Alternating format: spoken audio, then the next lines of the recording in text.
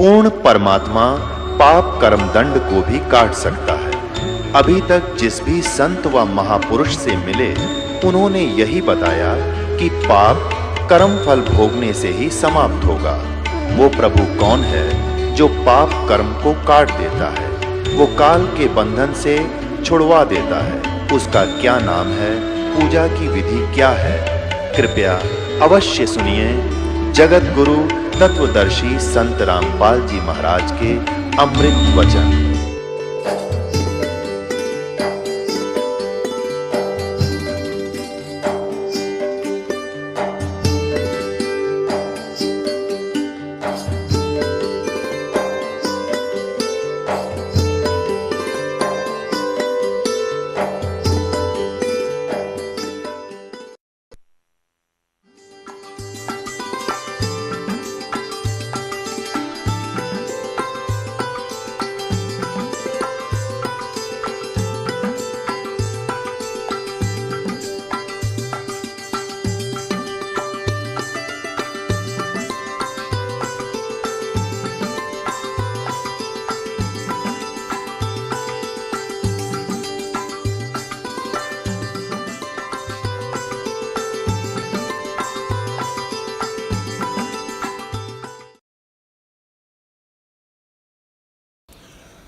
उनको जबरदस्ती मुसलमान बना दिया, अपना जूठा पानी उनका सारा छिड़क दिया, उनके मुंह में डाल दिया।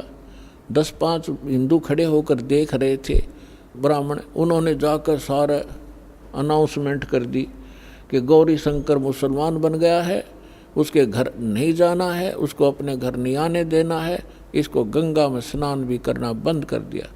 गंगा घाट पर जहाँ ब्राह्मण लोग नहाया करते थे वहाँ मुसलमानों को अलाउड नहीं था स्नान करना उस गंगा में, और मुसलमान लोग इस गंगा की गणी परवाह भी ना कराया करते नहान को विशेष, क्योंकि उनके उस इतिहास में है ही नहीं। तो गौरी शंकर सरस्वती विवश हो गए, उनका नाम बदल दिया, गौरी शंकर का नाम धर दिया नूर अली, और सरस्वती का नाम रख दिया नियामत। अपभ्रंश करके उनको सीधा नीरू और नीमा कहने लगे। अब कोई भी हिंदू उनके पास कथा सुनने नहीं जाता था, शिव की कथा वो कर नहीं सकते थे क्योंकि मुसलमान बन गए थे। रोजी रोटी निर्वाह की समस्या सामने आ खड़ी हुई। उन्होंने देखा कि पैसा हमारे पास नहीं है, कोई व्यवसाय कर नहीं सकते, तो उन्होंने सिंपल सा तरीका खोजा जो बगैर पैसे से कोई धंधा शुरू हो। तो कपड़ा बुनने का कार्य शुरू कर दिया। उसमें कुछ नहीं करना, 4 डंडे से गाड़ने होते हैं, 5-4 बस, वो जंगल में से काट लाए और चूल्हे का काम शुरू कर दिया। वो निसंतान थे, संतान नहीं थी। ऐसे ही कुछ समय और बीत गया। वो भले ही मुसलमान बन गए थे, लेकिन भगवान शंकर की आस्था श्रद्धा वो भुला नहीं पा रहे थे। जब भी कोई आपत्ति आती थी तो भगवान शंकर से अर्ज किया करते थे। अब गंगा घाट पर स्नान करना बंद करवा दिया। प्रतिदिन स्नान करने का स्वभाव उनका बना हुआ था। उसके लिए उन्होंने एक स्थान खोजा जो लहर तारा नामक एक स्थान था, जहाँ पर बहुत बड़ा एक सरोवर था, लहर तारा सरोवर, और उसके अंदर गंगा का ही जल वर्षा के समय में लहरों के द्वारा गऊ घाट के ऊपर से जहाँ पशु जल पिया करते थे वो किनारा कट जाता था, और गंगा पहले बहुत फुल समय पर चला करती थी वर्षा घनी होने पर, 4 मास तक चौमासे में। तो उस गऊ घाट के ऊपर से पानी और फ्लो हो गए लहरों के द्वारा उछल उछल के, और एक बहुत बड़े सरोवर को भर दिया करता था। वो झील थी, और फिर उसमें सारा वर्ष जल निर्मल रहता था। गंगा के जल में एक गॉड गिवन एक ऐसा मेरिट है, ऐसा गुण है, ये सतलोक से आई हुई है ये गंगा, तो वो कभी खराब नहीं होता।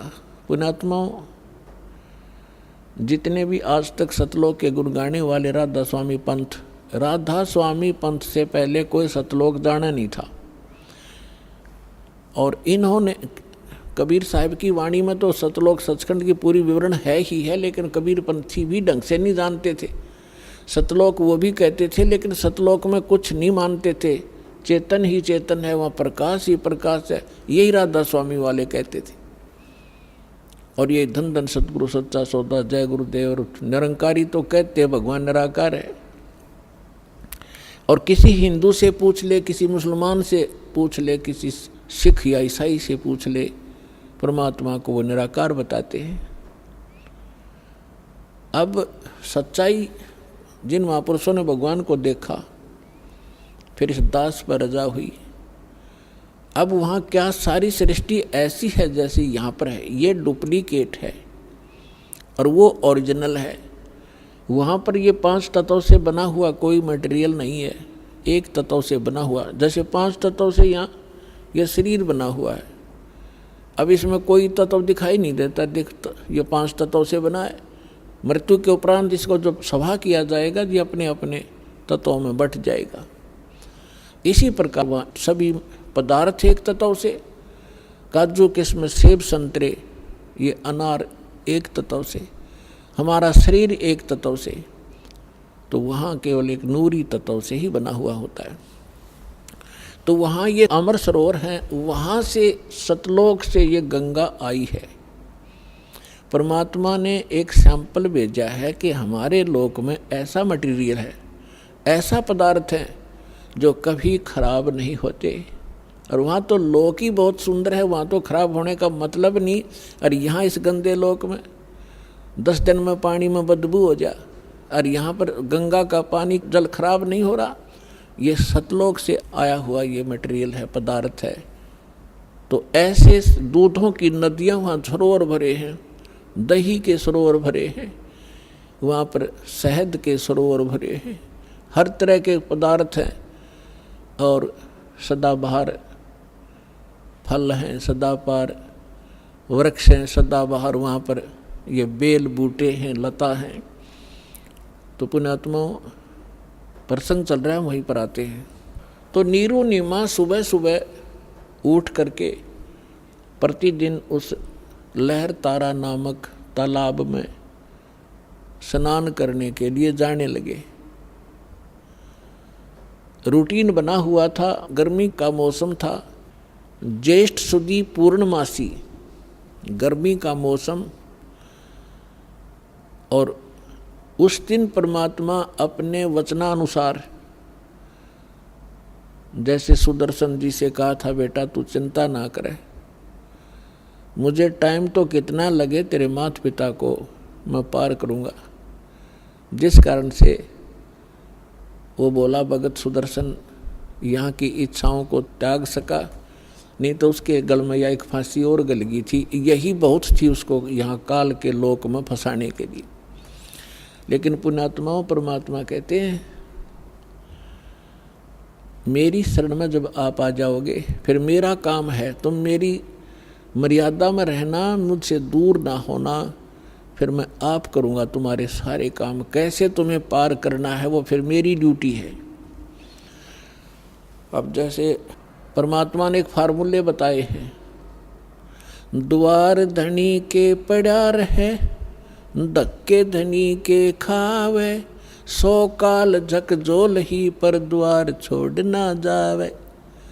एक तरीका बताया है कि द्वार धनी के पड़ा रहे और धक्के धनी के खावे, यानी अपने सच्चे दरबार में, अपने सतगुरु के पास यहाँ आता रहे, चाहे कुछ भी आपको लोग कहें, और कोई छोटी मोटा ऐसा कोई दुख भी आप पर आ जावे, उसमें अपनी हिम्मत नहीं आ रहे और भगवान से दूर मत होना। इसलिए कहते हैं द्वार धनी के पड़ा रहे और धक्के धनी के खावे। सतलोक यानी आश्रम में आता रहे, जाता रहे, छोटा मोटा कोई उक चुक हो भी जा, हिम्मत नहीं आ रहे। कबीर साहब कहते हैं सतना छोड़े सूरमा, सत छोड़े पत जा, और सत के बांधे लक्ष्मी फेर मिले किया। फिर फार्मूला बताया है कि द्वार धनी के पड़ा रहे, धक्के धनी के खावे, 100 काल झकझोल ही पर द्वार छोड़। और भी कहते हैं कि जो जन मेरी शरण है, जो एक बार मेरी शरण में आ गया और गुरुद्रोही हुआ नहीं, फिर उसको मैं छोड़ूंगा नहीं, पार करके ही छोड़ूंगा, समय कितना लग जाए।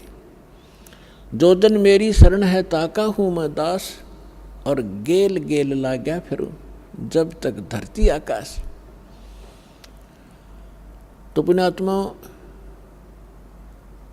अब परमात्मा ने अपने वचनानुसार उनको निकालना था।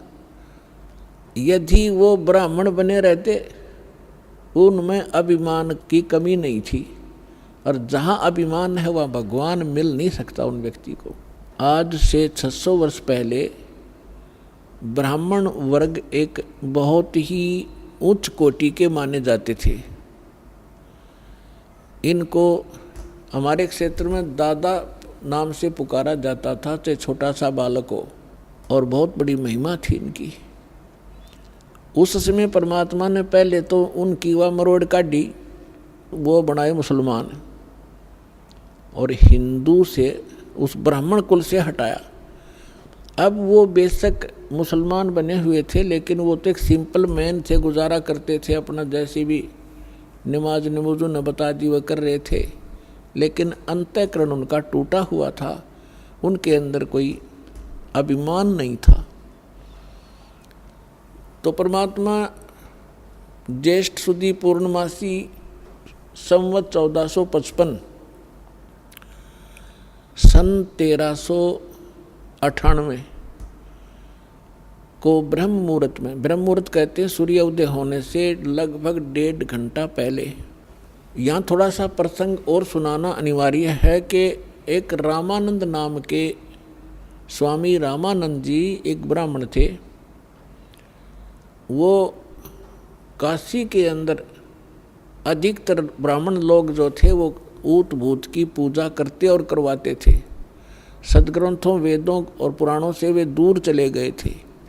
उस महापुरुष ने आकर के वहाँ पुनः वेदों का, पुराणों का आदि श्रीमद् भगवत गीता का प्रचार करना शुरू किया, जैसा उनको नॉलेज था। और उन्होंने 1400 ऋषि बना रखे थे अपने चेले। उनको संत रूप में उनका एक पहचान बना रखी थी। वैष्णव परंपरा से जो दीक्षित होते हैं वो सारे उनको बाह्य आडंबर करवा रखे थे। लंबा तिलक लगाना, गले में एक तुलसी के मनिए की एक माला डालना, ओनली तुलसी के लकड़ी का एक मनिया होता है। इस प्रकार के लक्षण वाले को वैष्णव संत बोलते हैं। तो 1400 वैष्णव संत बना रखे, वो जगह जगह प्रचार किया करते थे। और जैसे रामानंद जी ने उनको साधना बता रखी थी, वो साधना भी किया करते थे। उन 1400 ऋषियों में से एक ऋषि थे अष्टानंद ऋषि, और वो प्रतिदिन उस लहर तारा तालाब के ऊपर जाकर स्नान किया करते थे। और वहीं वो जंगल सा था आसपास, पहले वन जंगल तो बहुत होते थे सभी जगह। वहाँ बैठकर वो सुबह सुबह स्नान करके कुछ देर अपने गुरुदेव जी द्वारा बताई गई साधना को वहाँ घंटों किया करते थे, और प्राकृतिक सौंदर्य का आनंद भी लेते थे, शांत वातावरण में करते थे। उधर से अष्टानंद जी स्नान करके अपनी साधना करने के लिए मृगछाला बिछा के और बैठे थे। परमात्मा सतलोक से आए सशरीर एक शिशु रूप धारण करके, उनके शरीर का इतना तेज था। अष्टानंद जी ने देखा कि ऊपर से कोई प्रकाश का गोला सा आ रहा है। जो ही ऊपर को नजर उठाई, उसकी आंखें परमात्मा के उस बॉडी के नूर को सहन नहीं कर सकी, आंखें बंद हो गई। जैसे हम सूर्य की ओर कभी देख लेते हैं गलती से, तो सूर्य के प्रकाश को हमारी चरम दृष्टि सहन नहीं कर पाती, हम आंखें बंद कर लेते हैं। आंखें बंद करने के बाद हम क्या देखते हैं कि सूर्य का आकार प्रकाश रहित एक गोला सा अलग दिखाई देता है, और जिधर भी हम करते हैं वैसे ही उधर ही वो दिखाई ही देता रहता है। इसी प्रकार जब उस अष्टानंद जी की आंखें बंद हुई, उसने क्या देखा, एक शिशु, नवजात शिशु दिखाई दिया। प्रकाश रहित शरीर था उस बॉडी का, और पहले वही बॉडी, क्योंकि वो प्रकाश युक्त तो था ही, जैसे सूर्य प्रकाश युक्त तो उस समय भी था, लेकिन उसके बाद केवल उसका प्रतिबिंब ही दिख रहा था। कुछ देर के बाद उसने आंखें खोली और बंद करी, फिर देखा कि वो प्रकाश उस लहर तारा तालाब के दूसरे कोने में जाकर और सिमट गया, और उसकी आंखों के सामने जो प्रतिबिंब था वो एक बच्चे का सामने घूम रहा था। अब अष्टानंद जी ने सोचा कि ये मेरी कोई भक्ति की उपलब्धि है या मेरे साथ कोई ये देव ने या किसी प्रेत ने, पितर ने कोई ऐसी घटना कर दी। उसने सोचा कि अपने गुरुदेव जी से, स्वामी रामानंद जी से इसका समाधान चाहूँगा। तुरंत उठकर चल पड़ा, साधना त्याग दी। अब उधर से नीरू और नीमा प्रतिदिन वहाँ स्नान करने जाया ही करते थे। अपनात्मा परमात्मा उस नीरू नीमा को संतान दे सकते थे, इतनी दे देते कि हाथ जुड़वा देते, बस करवा देते उनकी। लेकिन कहते हैं ना, समाज के विचार और भगत और जगत के विचारों में बहुत अंतर हो जाता है। इसी कारण से जगत और भगत का विरोध रहा है। जगत जो परंपराएं निभा रहा है वो भक्त उनको निभाकर आगे बढ़ नहीं सकता। भगत के विचार शास्त्र अनुकूल होते हैं, जगत के विचार अपनी परंपराओं पर आधारित ही रहते हैं। अब यहाँ समाज तो ये कहता है, पहले तो बहुत बुरा हाल था, जिसका कोई पुत्र ना हो, संतान ना हो, तो ऐसी धारणा बन रखी थी हमारे अंदर कि सुबह सुबह उसके दर्शन भी नहीं करने चाहिए, वो मनहूस व्यक्ति है। ये तो हैं जगत के विचार। और हमारे सूक्ष्म वेद में परमात्मा का दिया ज्ञान वो क्या कहता है कि जिनका संतान नहीं है वो बहुत ही खुशकिस्मत वाले व्यक्ति हैं। अब यहाँ बात बिगड़ती है कि ये क्या मतलब होया भाई, जिसका संतान नहीं है वो गणे अच्छी किस्मत वाले हैं, और जिनका संतान है वह माड़ी किस्मत वाले हैं। ये 100 की 100 सत्य है। लेकिन जो भक्ति नहीं करते वो चाहे संतान वाले हों और चाहे बिना संतान वाले हों, दोनों ही कर्महीन हैं। और जो शास्त्र अनुकूल भक्ति त्याग कर मनमाना आचरण भक्ति भी कर रहे हैं तो भी यूजलेस है, वो भी कर्महीन है। शास्त्र अनुकूल साधना परम संत से प्राप्त करके फिर चाहे संतान वाले हों और चाहे ना संतान वाले हों, दोनों ही खुशकिस्मत हैं। अपने आत्माओं इस अध्यात्म ज्ञान को अच्छी तरह समझना। अब बिना संतान वाले क्यों खुशकिस्मत हैं? पुणात्माओं, हमारा उद्देश्य, परमात्मा का उद्देश्य आपको इस गंदी दलदल से निकालना है। और आपने जो ज्ञान सुना है, जो परंपरा और जो विचार सुने हैं, वो इस दलदल में फंसे रहने के ही सुने हैं, और उन्हीं को आप फाइनल और सत्य मान बैठे हो। एक बार सुखदेव ऋषि जी 12 वर्ष तक अपनी माँ के गर्भ में रहे। वो बाहर नहीं आए क्योंकि गर्भ के अंदर बच्चे को अपने पूर्व जन्म के संकट और आने वाले इस जन्म में जो लिखे हुए हैं वो सारे याद रहते हैं कि के दुख आएंगे तेरे ऊपर बाहर जाते। जिस कारण से उसने गर्भ से बाहर नहीं आया। वो 12 वर्ष के बाद ब्रह्मा विष्णु महेश तीनों ने आकर उससे कहा, सुखदेव तू बाहर आ जा, ये परंपरा खराब मत कर। तब उसने कहा था कि आप के अंदर से निकल रहे ये तीनों गुण या त्रिगुणमयी माया बाहर आते ही अचेत कर देती है, शुद्ध बुद्ध भला देती है। आप अपनी माया को रोको। अब इन्होंने कहा कि देखो इस माया को रोकना हमारे बस की बात नहीं है, ये तो हमारे अंदर गुण भर दिए भगवान ने, लेकिन हम कुछ क्षण के लिए सांस घोट सकते हैं, नहीं तो हमारा शरीर फट जाएगा। ये इतनी देर तक, बस इतनी देर, फ्रिक्शन ऑफ सेकंड हम इसको रोक सकते हैं। तब सुखदेव जी ने कहा आप इतनी देर रोक दो। कहते तीनों देवा थम भी माया, उदर गर्भ से बाहर आया। अब क्या बताते हैं, सुख दे सुख में उपजे, राई सिंह समोय, नौ नाथ और सिद्ध 84 संग उपजे थे दोय। अब हम और प्रकरण ना बढ़ा करके आपको जो उद्देश्य है उसको सुनाते हैं। पुण्यात्माओं, सत्संग ध्यान से सुना करो। आप कोई 2000 किलोमीटर से आ रहा है, कोई 1500 किलोमीटर से, कोई 800 किलोमीटर से, कोई 500 से, कोई 400 से, और यहाँ आकर भी आपकी अटपट खटपट नहीं मिटती, फिर आने का फायदा क्या हुआ? अरे 2-2.5 घंटे हम फिल्म देखा करते पहला, जब इस मार्ग पर ना लगे थे। एतवार के अंदर क्या स्कीम बनाया करते कि VCR लाओगे किराए पर, 100 रुपये लगेंगे, और 3 फिल्म लाओगे 3-3 घंटे की हैं, और शाम में चला देते 7 बजे। सारी रात आंख पानी बैठे रहते, ना नींद आती, ना उठ कर जानने जी करता, 9-9 घंटे। और वो जब बैठे रहते, अरे भगवान का अमृत बरसे, 5 मिनट में इधर उधर भागना शुरू कर दे। वो काहे के भगते हैं? ठीक है किसी कोई, क्योंकि यहाँ रोगी ज़्यादा आते हैं, दुखी बहुत। आज कोई सुखी नहीं है संसार में, वैसे तो पहले भी नहीं था, पर ईब तो कर टूट रहा सबके ऊपर। तो यहाँ प्रधानमंत्री बना बैठा और कोई न कोई बीमारी लिए फिर रहा, वो भी तो किसी ना किसी रोग से वो ग्रस्त है, और भयंकर रोग है उसके। ठीक है, उसका ट्रीटमेंट करने वाले साथ साथ रहते, इसलिए वो थोड़ा घिसट रहा है।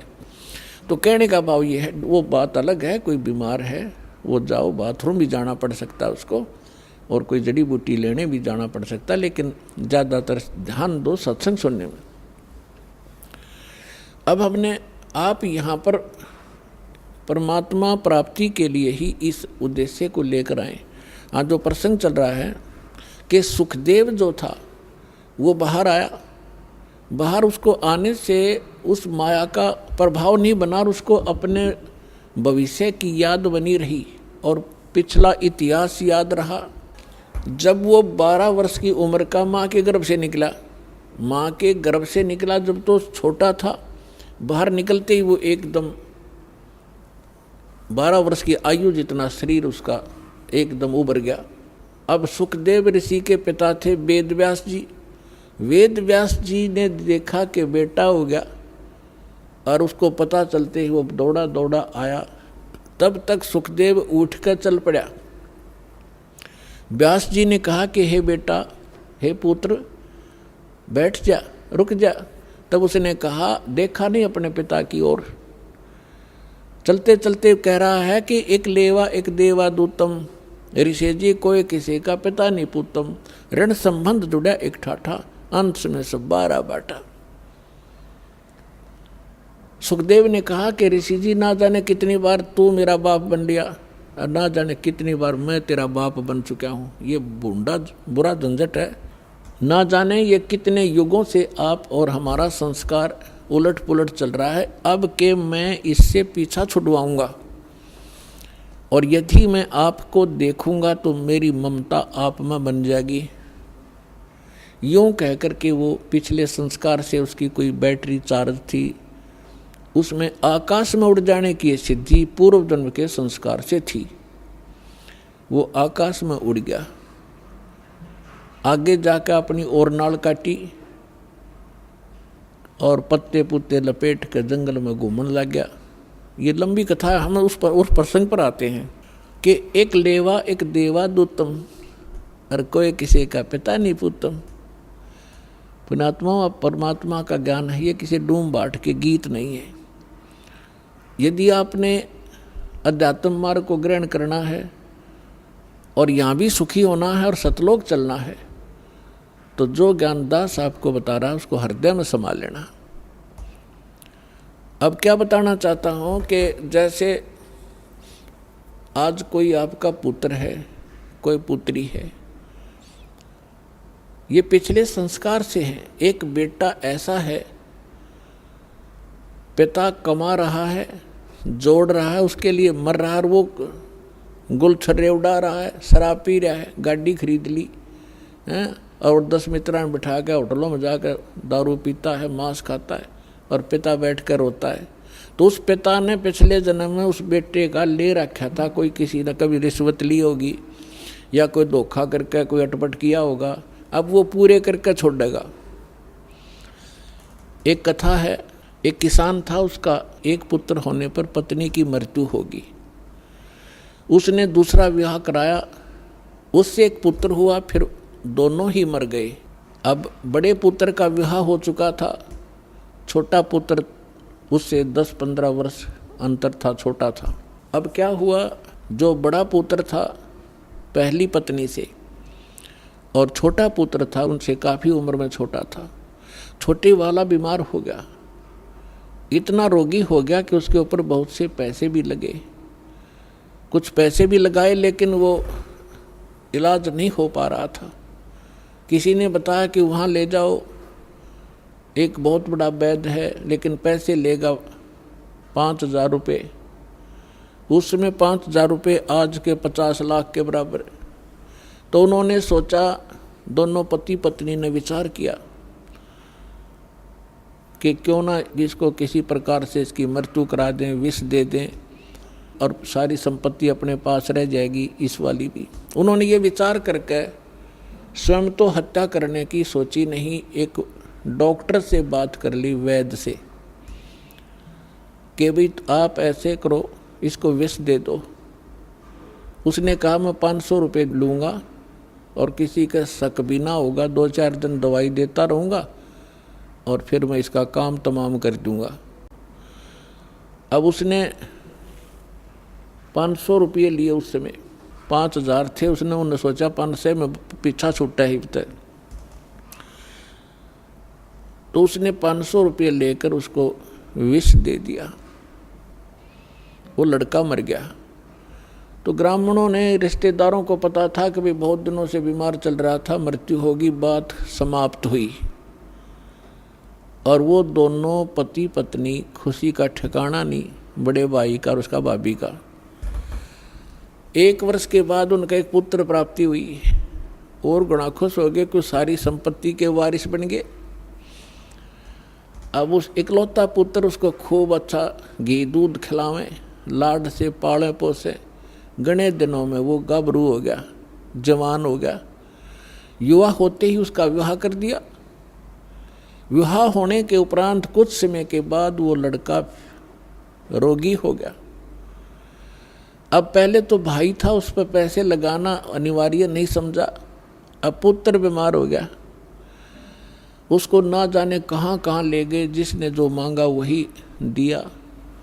यहाँ तक कि आधी जमीन को भी सेल करना पड़ गया, वह भी बेच दी। लेकिन लड़के का जो स्वास्थ्य गिरता ही चला गया, और अस्थि पंजर की तरह चारपाई पर पड़ा पड़ा अंतिम सांस गिने। उसका पिताजी साथ बैठा था। उस लड़के ने कहा कि भाई साहब, अपने पिता से बोला, भाई साहब मेरे कफन और लकड़ी की तैयारी कर। अब उस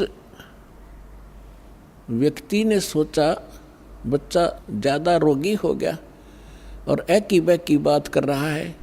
उसने कहा बेटा मैं तेरा बाप हूँ, मैं तेरा पिता हूँ। वो बोला, लड़का बोला तू मेरा पिता नहीं, तू मेरा भाई है। और सुन, मैं तेरा वो भाई हूँ जिसको तूने विष देकर मारा था, और भले पुरुष मेरा हिसाब बराबर हो लिया, आधी ज़मीन तूने बेच दी मेरे इलाज पे। अब मेरा तेरा लकड़ी और कफन का हिसाब बैलेंस है, वो तैयारी कर ले बस चुपचाप।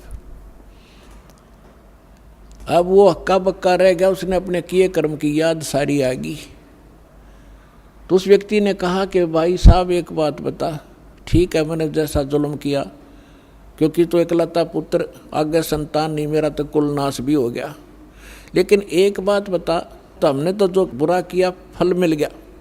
अब ये तेरी पत्नी है, इसने क्या बुरा किया था, अब जिंदा जलाई जाएगी तेरे साथ, क्योंकि उसमें सती प्रथा थी, पति के साथ पत्नी को कंपलसरी जला दिया करते जिंदा। तब उसने लड़के ने कहा कि वो वैद्य कहाँ है जिसने मुझे विष दिया था। उसके भाई ने बताया कि वो आपके 4 वर्ष बाद अचानक हार्ट अटैक होकर मर गया था। तो उसके लड़के ने बताया कि ये वो मेरी पत्नी वो वैद्य है, अब यह जिंदा फूकी जाएगी। इस दुष्ट ने 500 रुपये के लालच में ऐसा जुल्म किया था। तो पुण्यात्माओं, परमात्मा कहते हैं एक लेवा एक देवा दूतम, या कोई किसी का पिता नहीं पूतम। ऋण संबंध जुड़ा एक ठाठा, अंत में सब 12 बाटा। अब जो प्रसंग चल रहा था कि जिनके संतान नहीं है वो उनका बैलेंस खत्म हो गया है, किसी के साथ संस्कार उलझेड़ा नहीं रहा उनका। और हमारे समाज में ऐसे ये लोक वेद दंत कथा ऐसी बना रखी है कि जिसका संतान नहीं उसका के जीना, उसकी शकल भी ना देखो। अपने आत्मा जो बहन और जो भाई जिसका संतान का संयोग नहीं है, यानी वो कति क्लियर है, उनका कोई एक दूसरे से लोन नहीं है। अब लोन नहीं है तो जानबूझ कर भगवान भी लोन फंसावे नहीं उनका, वो आपको हर पहलू पर ज्ञान देंगे। लेकिन अब जिस विषय पर चल रहा है यही बताएंगे। अब जैसे क्या होता है, इंसान तो कुछ दिनों के बाद संतोष कर लेता है कि भाई चलो भगवान ने जैसा संस्कार दिया हमारे भाग्य में ना होगा। लेकिन बहन उसकी पत्नी को संतोष नहीं होता। अगर होता है तो अड़ोसी पड़ोस के रिश्तेदार की माताएं बहनें आकर उसको जीर्ण नहीं देती, कोई ना कोई आकर आटपकेगी, आवेगी मनमाने कोई उधारा सामान मांगने, और चर्चा चलावेगी न्यो कि बहू का कोई बालक नहीं हुआ, ये भगवान एक जातक तो चाहिए था, बता के जीना बिना संतान के क्यों कर टाइम पास करे। तो वो ना चाहते हुए बेचारी दुखी हो जाती है उनके आपस की वार्ता सुन के। तो उसको प्रबल प्रेरणा हो जाती है चाहे हुक एंड क्रुक किसी प्रकार भी बालक हो, और बालक संस्कार में है नहीं तो उसकी अंत में तड़फ उस माई की जिसके बालक नहीं होते, इससे वियोग में मर जाती है। भगवान एक मेरा संतान होती तो संसार समाज में भी सुखी होती, औरों की तरह मेरा भी इज्जत होती, वो मर जाती है। इस काल ने ऐसा जुल्म कर रखा है हमारे साथ। अब कहते हैं जिस भी इच्छा को लेकर मरता है ये काल फिर उसकी बिरान माटी करता है। उस बहन को अगले जन्म में वो कुतिया बनावेगा और फिर न्यू कहेगा ले तू नरी संतान जाम ले, 8 कट्ठे पैदा कर ले, अब छक ले पैदा कर करके क्यों दुखी हो रही थी। अब परमात्मा कहता है इस झंझट से पीछा छुटवा लो। अगर आप समाज को देखकर चलोगे भक्ति मार्ग पर नहीं चल सकते। हमने परमात्मा पाना है, सतलोक जाना है, तो जैसे भगवान राख है ऐसे ही रहना। अब थोड़ा सा यहाँ प्रसंग और बताना पड़ेगा, क्योंकि प्रथम बार जो भक्त आते हैं जिनका संतान नहीं है उनको कुछ संतोष तो इस उदाहरण से होगा, लेकिन वो चिंता ना करें। यदि आपने यो उलझेड़ा करवाना है तो वो भी कर देंगे भगवान, क्योंकि आप शरण में रहना उनको मालूम है कि शरण में रहेंगे तो वो उस संस्कार को जो मालिक जोड़ेगा वो फिर अपने ही हिसाब से उनको पार भी कर देगा। जैसे अभी दास ने कहा था कि परमात्मा की शरण में जब आ जाते हैं भगवान फिर कहता है कि तुम मेरे अनुसार चलते रहना, फिर मैंने देखना तुमको कैसे पार करना है। जैसे सुदर्शन जी की इच्छा बन गई कि मेरे माता पिता पार हो जब बात बने।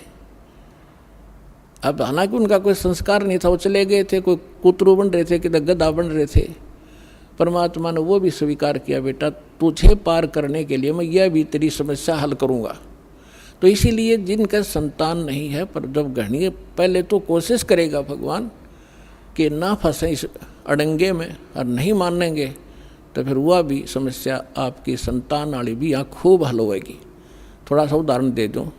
एक बहन, वैसे तो बहुत से ऐसे उदाहरण हैं यहाँ पे, जिनके 10-10, 15-15, 20-20 वर्ष तक विवाह हुए को हो गए थे, संतान नहीं थी।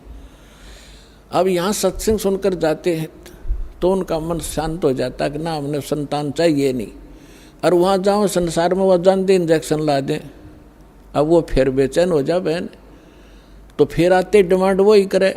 बहुत बार समझाया उनको, लेकिन आखिर में परमात्मा ने उनको फिर वो ये दिल टूटेगा कि तो और जा फंसेंगे किसी नालायक आदमी के, बालक तो होने नहीं उनसे, और वो भक्ति और बर्बाद हो जाएगी इनकी।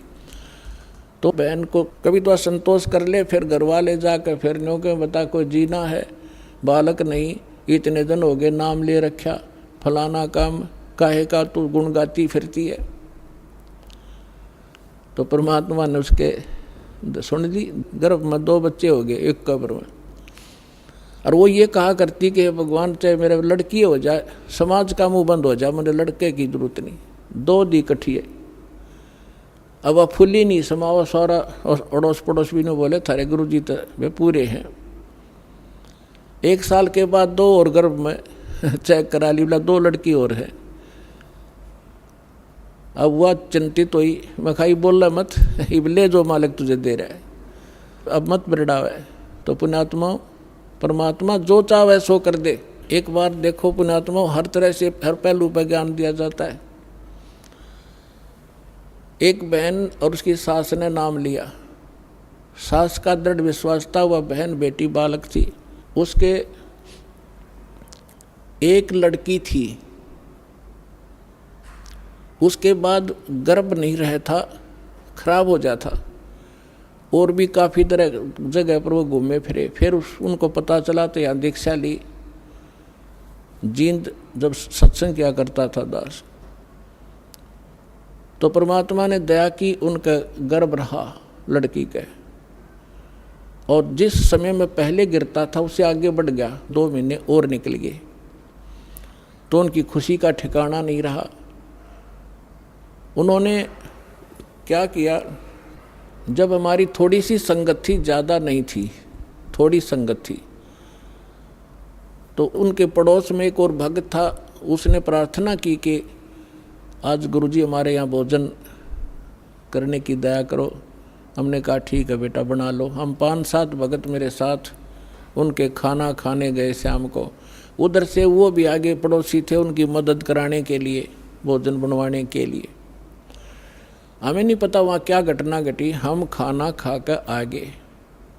वापस आने के बाद सुबह रात को फ़ोन आया उसकी सास का कि गुरुजी से कहियो मेरी पुत्र वधू का गर्भपात हो गया और बहुत बुरी तरह रो रही है।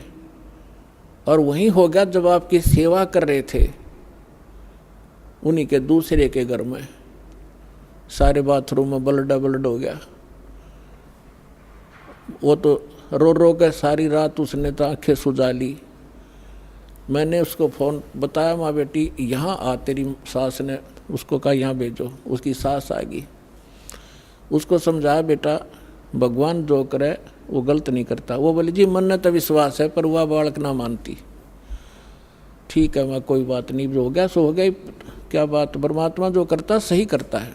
अब अगला दिन फिर ऐसे ही उसका रोते रोते गुजर गया। उसकी सास ने फिर प्रार्थना कीजिए आज कल हमारे भोजन करने आओ। हम बोले भाई चलो चलते हैं, चले गए। वह लड़की बुरी तरह रोए। मैं बोला बेटा परमात्मा जो करता सही करता है, विश्वास कर, ये कोई बड़ी बात है और दे देगा साल भर में तने शांति रख। पर वह नहीं मान रही थी, दुखी थी। कोई बात, हम आगे खाना खुना खा कर चल भाई ठीक है, जो हम ज्ञान दे सकते हैं परमात्मा का हम उतना ही दे सकते हैं, बाकी बालक का नहीं समझ में आती। फिर क्या हुआ, उसकी सास ने सोचा भाई गर्भपात हो गया और इसमें कोई कतरा ना रह जाए बच्चा दानी में, फिर दिक्कत कर दे, अल्लाह दिखा कर आती हूँ डॉक्टरनी को।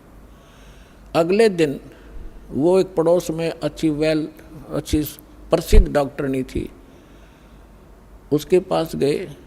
उसने अल्ट्रासाउंड किया और वो कहने लगी कौन का बालक गर्भपात हो गया, न्यू का न्यू गर्भ है इसके, ओके ऑल इन रिस्पेक्ट।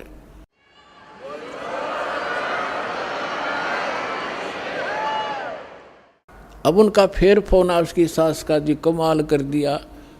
भगता ने बताया जी ऐसे ऐसे वो सास न्यू कह रही है, वो गर्भ को नहीं खराब हुआ उसका, वो न्यू का न्यू पा गया, चेक करा का है। अब अगला दिन वो दोनों आई सास बहू, वहाँ पर कुटिया में हम बैठे थे और न्यारी खुश हो रही वाला लड़की। मैं बोला बेटा भगवान पर भरोसा करो और परमात्मा जो करता वो गलत नहीं करता। अब फिर देखो कमाल, 3 महीने 4 महीने के बाद उसने चेक कराया, अगर लड़का से अगर लड़की, वह लड़की पाई। अब वह फिर रो, वह लड़की उसकी पुत्र वधू, मैं तो इसका गर्भपात कराऊंगी, हमसे बात करी। मैं बोला खबरदार जय जीवन से की है तो कोई बात हुई है, जब तेनों रोए चाहे मेरा गर्भ गिर गया। अब परमात्मा तो मालिक है और ये उस लड़की ही थी जो गर्भपात हुआ था, उसने गर्भपात कर दिया दाता ने। तेरी नालायकी देख कर किया था क्या, रोएगी लड़की ने देख कर, क्योंकि हमें ज्ञान तो है ही नहीं। और फिर लड़का देता, उसी आत्मा को लड़का बना कर देता। अब रोले अपने कर्म। अब हम, हमारा स्वभाव कैसा हो गया, ऊंट जैसा। ऊंट पे समान धरे ना उसने लाद दे, और जब भी नौकरा रहा, जब भी रोया करे बहुत बूढ़ा कर दिया मेरे साथ में। और जब उसने उतारे, जब समान ने तारा करे ना ऊंट पर, जब भी वो नौकरा करा उसने कहीं भी बूढ़ा करे मेरी गेलिया, अभी बुरा कर रहा है मेरा। हम हो गए ऊंट के से स्वभाव के। अब परमात्मा हमें सुख दे जब भी रोआ, और दुख में तो रोना है, रोना वो तो स्वाभाविक है। तो उसकी सास ने यह बात समझ में आ गई थी, गुरु जी के वचन का मैं तब उल्लंघन करूँ नहीं। और इस लड़की ने पूरी कर, वो उसकी सास यानी उसका ससुर ठीक सी पोस्ट पर नौकरी करता था। उसकी सास ने कहा कि इस लड़की का सारा खर्चा मैं दूंगी तो निश्चिंत रहे, और इसने ब्याह भी की और सारा खर्चा हम देंगे, तो बकवास नहीं करेगी, इसका हम गर्भपात नहीं करेंगे। वो लड़की होगी दूसरी, और जब भगवान के हाथ में वो तो उसके बच्चे हैं, उसकी ये मिट्टी उसी की बनाई हुई है। अब लड़का देते तो उसको वो संस्कार टाले था वो लड़की वाला, ले कह के मांग लिया रो रो के, और फिर रो रही है। फिर अगले बार उसको लड़का दिया। आज भी वो लड़की और उसकी सास सत्संग में आते हैं। अब कहने का भाव ये है पुण्यात्माओं के, भगवान जो करे तुम बीच में टांग ना डाया करो। अब डॉक्टर है ऑपरेशन में थिएटर में ले गया, अब आप यहाँ परमेश्वर के ऑपरेशन थिएटर में आ गए, और यहाँ ऑपरेशन थिएटर में मरीज अपनी चलावे तो केस बिगाड़ेगा वो होने नहीं दे उसको जो डॉक्टर चाहता है। ऐसे ही एक बहन के एक लड़की हो के, और फिर वो 27 वर्ष तक, वह लड़की 27 वर्ष की होगी, उसके ब्याह भी कर दिया, उसके भी बालक हो रहे लड़का लड़की, और उसकी फिर भी तमन्ना एक बालक था एक लड़का तो ये जाता। वह 56 साल की हो रही बुढ़िया, और यह तमन्ना रखे 56 साल की उम्र में मालिक ने फिर छोरा दे दिया उसका लड़का। अब लड़का 5 साल का हुआ मर गई, ये भी सर पर धर ले, लड़का कौन पालेगा। तो हम ऑपरेशन के अंदर हम अपनी गड़बड़ करवाते हैं तो वो बिगड़ जाता है केस। फिर भी दास ने आपको हर पहलू पर बता दिया, जोन सी समझ में आओ वह कर लियो, और वह पूरी कर देंगे भगवान।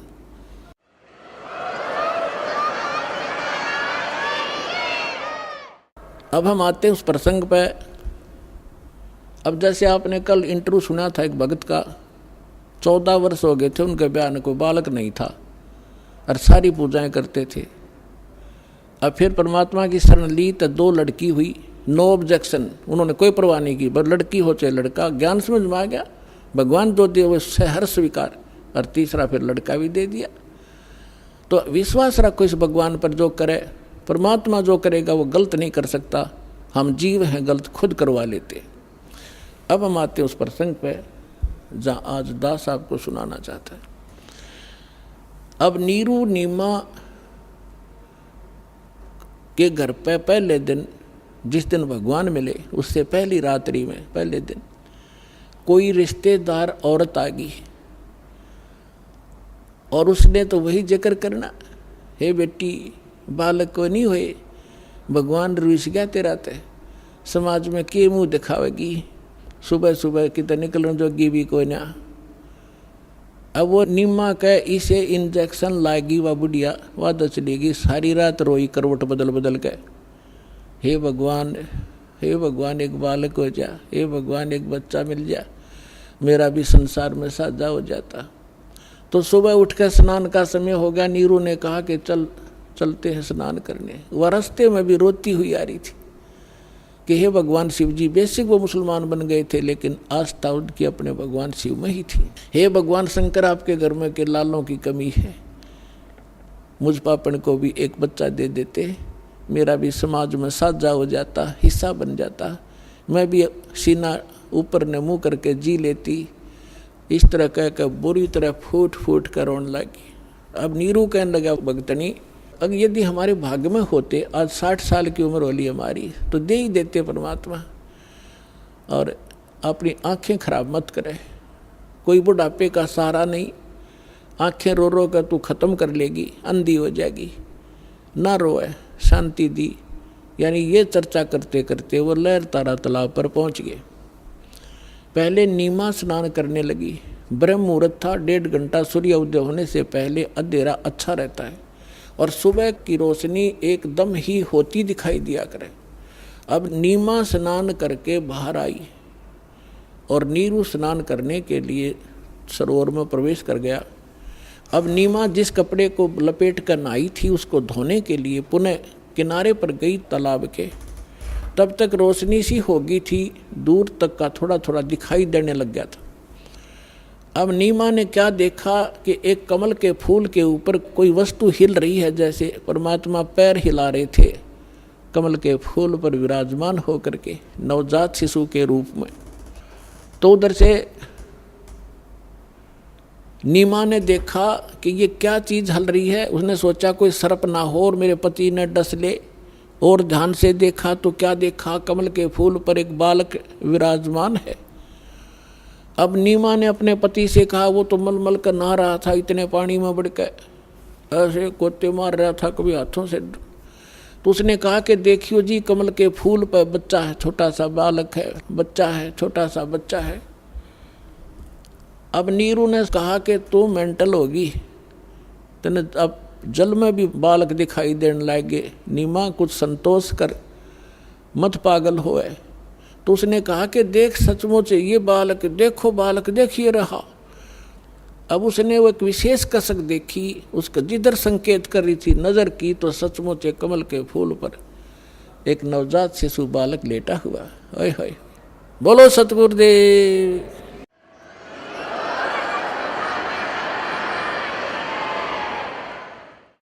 अब नीरू ने देखा सचमुच बालक एकदम आओ देखा ना ताओ देखा, कमल के फूल समेत तोड़ कर उठा लिया, गोदी में अपनी पत्नी को थमा दिया। बंदी छोड़ कबीर साहेब की जय हो।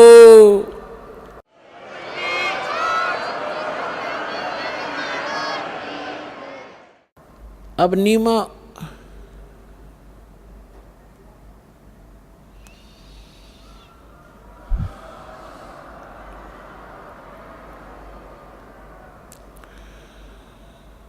जिस परमात्मा के लिए ऋषियों ने शरीर गाल दिए और जिस परमात्मा की एक झलक देखने के लिए हम युगों से तड़फ रहे हैं, उसके गुणों से हम परिचित हैं, वो कितना सुखदाई है।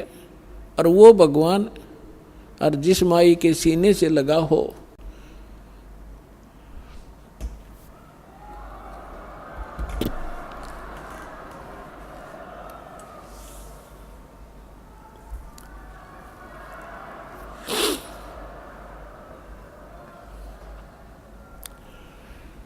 उसको कितना आनंद आ रहा होगा, कितनी खुशकिस्मत है वो माई। अब उधर से नीमा अपने भगवान शंकर का 100 शुक्र मना रही है। अपने आत्माओं, गरीबदास जी कहते हैं कि हम जो समर्थ है, जो हमारी पल पल पर रक्षा करता है, हमें सर्व सुख दे रहा है, जो सब कुछ करने वाला उसका तो हमें जिक्र भी नहीं, हमें अन्य को क्रेडिट देते रहते हैं, उसने ये कर दिया, फलाने ने ऐसे कर दिया। अब जैसे ये दास पहले भगवान विष्णु का पुजारी था, कृष्ण जी का, हनुमान जी का, और शंकर भगवान की भी सामान्य पूजा समांतर करते रहते थे। और घर में जो सुख होते थे, सारे ही सुख जो संसार में होते हैं वो सारे ही थे, हो रहे थे। जैसे पढ़ा, जेई की नौकरी मिल गई, विवाह हुआ, 2 लड़के 2 लड़की होगी, सारे सुख होंगे, नौकरी मिल गई। तो इस तरह ये सुख जो हो रहे थे, हमने क्या करते, भगवान विष्णु ने, भगवान कृष्ण जी ने, हनुमान जी ने और बाबा श्याम जी ने, इनको क्रेडिट दिया करते कि इनने ये सुख दे दिया। अब ये तो ये सुख दे ही नहीं सकते, भी इनके इतिहास से पता चला। ये तो हमारा संस्कार ही, हमारा प्रारब्ध ही, हमारी किस्मत ही फल फूल रही थी और दे रहा था, क्योंकि शास्त्र अनुकूल किए हुई शुभ साधनाएं थी, वो ही उन्हीं से संस्कार बनते हैं। तो यहाँ परमात्मा गोदी में और शंकर भगवान को क्रेडिट दे रही, उसके गुण गावे। अब यहाँ गरीबदास जी कहते हैं, जगत का पेखना पेखा, धनी का नाम न लेखा। एक दूसरे ने उसने न्यू कर दिया, फलाने न्यू कर दिया, और जो कर रहा कहते उसका जिक्र भी नहीं। जगत का पेखना पेखा, धनी का नाम ना लेखा। अब उधर से क्या हुआ कि नीरू भी स्नान करके बाहर आ गया, और वह उस पर पाक है परमात्मा, क्योंकि अपनात्मा बर्फ का स्वभाव है, एसी का स्वभाव है, वो वातानुकूल ही बना देगा, जिससे वो शरीर बिल्कुल अच्छा महसूस करता है। तो परमात्मा का स्वभाव है, जो उसके सीने के लगे हुए थे, कभी बच्चे की तरह सीने से लगा रही थी, कभी प्यार कर रही थी, मुँह चूमे थी उसका, और 100 शुक्र मनावा थी। तो उसने कितनी खुशी हो रही थी, एकदम अट्रैक्ट होगी वह। नीरू आया बाहर तो उसने विचार लगाया कि पहले तो मुसलमान बना दिए, हिंदुओं से हमारा कोई लिंक नहीं, मुसलमानों से इतना मित्रता नहीं। अगर इस लड़के को, बच्चे को लेकर हम घर जाएंगे तो गांव के, नगर के लोग हमारे जूते मारेंगे और पूछेंगे किसके लाए उठा कर तुम बेईमानो, और बताओ उसको वापस दे के आएंगे। यदि हम कहेंगे लहर तारा तालाब में और कमल के फूल पर पाया, किससे का नहीं जच्चा कि कमल पर फूल पर बालक क्यों कर रुक जा। सारी अनहोनी उसने सारा प्लस माइनस कर लिया, और लड़का भी खोस लेंगे, छीन लेंगे, पीटे भी गिर, घर से गांव से भी निकाल लेंगे, कई सजा मिलेंगी कठिए। तो उसने अपनी पत्नी से इसी दृष्टिकोण को समझा करके कहा कि इस बच्चे ने यही रख दे, हमारी इससे में खैर है। लेकिन नीमा ने फाइनल फैसला कर दिया कि मैं मर सकती हूँ, ना जाने इस बालक ने मेरे ऊपर के जादू कर दिया, मैं इससे एक पल भी दूर नहीं हो सकती, मेरे प्राण जा सकते, मैं देश नगर भी छोड़ दूंगी इस बच्चे के साथ, मैं छोड़ूंगी नहीं। अब नीरू ने सोचा यतान दी होगी बच्चा पाके, समाज देखती नहीं, कल ने क्या हो जाएगा भविष्य में उसका विचार रहा नहीं, कहाँ इस लड़के ने पालेंगे जब घर से अब बेघर हो जाएंगे। तो उसने पहले अपने पूरे जीवन में अपनी पत्नी की तरफ थप्पड़ मारने के लिए हाथ किया था कि मैंने तेरे को घना लड़ा दिया, तेरा संतान नहीं थी, मैं तेरी सारी बात मानता रहा कि कहीं इसको दुख ना हो, भाई बच्चा होता तो आज पिता को कह के कुछ और मेरी सुविधा करवा देता, इसलिए मैं तेरे को तेरी सारी बात मानता रहा, आज तो अनाड़ी हो गई है, एक भी नहीं मानती मेरी, रख दे इस बालक ने यहीं पर, ना तेरा थप्पड़ मारूंगा। जो ही उसने हाथ उठाया, नवजात शिशु रूप में परमात्मा बोले, नीरू मुझे घर ले चलो, तुम पर कोई आपत्ति नहीं आएगी। अब उसने सोचा, छोटा सा बालक बोला, उसने सोचा कोई भूत है, क्या प्रेत है, या कोई देवता फरिश्ता इसमें बोल रहा है, डर गया, चुपचाप आगे आगे चल पड़ा, बच्चा घर में आ गया। अपनात्मा जब 25 दिन का हो गया, लेकिन ना दूध पीवे, ना कोई अन्न खावे, ना कोई फल फूल चूसे, और स्वस्थ ऐसा जैसे किलो दूध रोज पीता हो बालक। अब उस चिंता बन गई, निम्मा रोए रोए, 2-3 दिन से लगातार रो रही थी और कह रही थी कि हे भगवान, हे शंकर भगवान, या तो ये देना नहीं था, हे भगवान अब देकर ले रहे हो, इससे बुरा और क्या होगा हमारे साथ। ठीक है, आपके सामने हमारी कोई पार नहीं बसावेगी, लेकिन ये लड़का मर गया तो आपकी दासी जिंदी नहीं पावेगी, साथ मरूंगी इसके। ये फाइनल फैसला कर लिया। अब परमात्मा अंतर्यामी है, जान गया बुढ़िया मरेगी, मैं तो मरूँ को ना, पर यह जरूर मर लेगी चिंता चिंता में, कबीर साहब ने सोची। तब परमात्मा ने शिव जी को प्रेरणा करी शिव मंडल में, उसके लोक में, और एकदम उसको महसूस हुआ कि तुझे याद करके कौन रो रहा है। एक साधु रूप बना के शिव भगवान आ उतरे वहाँ पे शिव मंडल पे, और कहा माई क्यों रो रही है। नीमा ने कहा बाबा जी मेरे दुख में आप भी रो पड़ोगे, ना पूछो मेरे दुख ने, मुझे तड़फन दो अपने, मेरे भगवान ने दिया मेरे को दुख। फिर भी शंकर भगवान जी ने साधु रूप में पूछा माई, कहते हैं अपना दुख किसी को बता दे कुछ हल्का हो जाता, और मेरे सत्र का कोई समाधान होगा तो मैं भी करूँगा। रोते रोते बताया कि पहले हमारे संतान नहीं थी, 25 दिन पहले मेरे भगवान शंकर ने मेरी सुनी, कमल के फूल पर एक बालक पाया। अब 25 दिन हो गए, यूँ ना खाता ना कुछ पीता, यूँ मरेगा बाबा जी, साथ मरूंगी। कति फाइनल फैसला था, अंतर्यामी सारी जानते थे कबीर साहब। शंकर भगवान ने कहा यानी साधु रूप में कि माई तेरा बेटा ला कहाँ पर है। अब नीमा लाई उठा के बच्चे ने, सोचा महाराज के चरणा में डाल दूं, इसके जीवन दान कर दे यूँ। अब जो ही उस बच्चे को परमात्मा को शंकर भगवान के चरणों में, साधु के चरणों में डालना चाहा, न्यू पटका, वहीं से उठ गए परमात्मा, और भगवान शंकर के सिर के बराबर में 5 फुट की दूरी पे ऐसे आकाश में स्थिर हो गए, हवा में।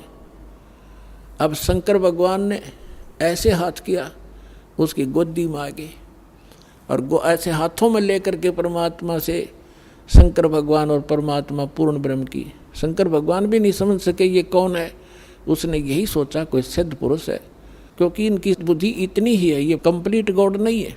तो उन्होंने बातें की, तब भगवान ने कहा, परमात्मा ने कहा, परमेश्वर ने शिव जी से कि महात्मा जी इनको कहो एक कुंवारी गाय लावें, और कुमार के घर से एक कोरा बर्तन लावें, और आप उस कुंवारी गाय के कमर पर आशीर्वाद दे दियो, वह दूध दिया करेगी। कहते हैं समर्थ जो होता है महिमा का भूखा नहीं होता। अब वचन से शंकर भगवान को आदेश दे दिया तो उसमें वह शक्ति आ गई। नीरू ने अपने पति से कहा, शंकर भगवान ने उस साधु ने कहा कि माई तेरे पति को बुला, एक कुंवारी गाय लावे, बछिया जिसको बैल ने टच ना कराओ। नीरू ऐसे ही किया, जाके गाय ले आया, और शंकर भगवान ने उसके ऊपर आशीर्वाद भरा, कमर पर हाथ मार दिया, लंबे लंबे सतन हो गए, इतनी मोटी आवड़ी होगी लेवटी, और नीचे बर्तन रख दिया, उभर गया, फिर बंद हो गया अपने आप। वह गाय प्रतिदिन दूध दिया करती थी और भगवान पिया करते थे। इस प्रकार परमेश्वर की परवरिश की लीला हुई।